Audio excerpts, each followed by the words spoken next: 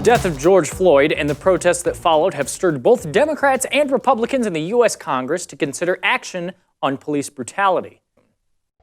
A new bill seeking to aid healthcare workers serving on the front lines with their federal student loans is in the beginning stages of legislation. U.S. prosecutors accuse Britain's Prince Andrew of evading their efforts to question him over his contacts with the late financier Jeffrey Epstein. Congressional Democrats unveiled legislation that would make lynching a hate crime and allow victims of police brutality and their families to sue the police for damages in civil court. President Donald Trump pledged to maintaining funding for police departments amid growing calls for sweeping cuts to law enforcement budgets as protesters clamored for an end to police brutality. There won't be defunding. There won't be dismantling of our police, Trump told a roundtable of state, federal, and local law enforcement officials at the White House on Monday.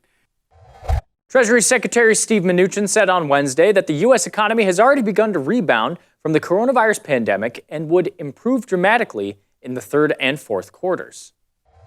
South Carolina's Senator Tim Scott is now in charge of the Senate Republicans' response to protests over racial inequality and the use of force by law enforcement. Economic shocks caused by the coronavirus are set to fuel poverty, unrest, and instability in heavily indebted and politically fragile countries for years to come. This prediction was made by an international think tank, the Institute for Economics and Peace.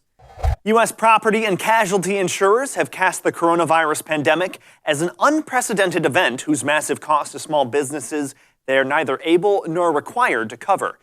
According to a recent Reuters Ipsos online poll of 1,113 U.S. adults, there is broad bipartisan support for a series of changes to police departments proposed by Democratic lawmakers.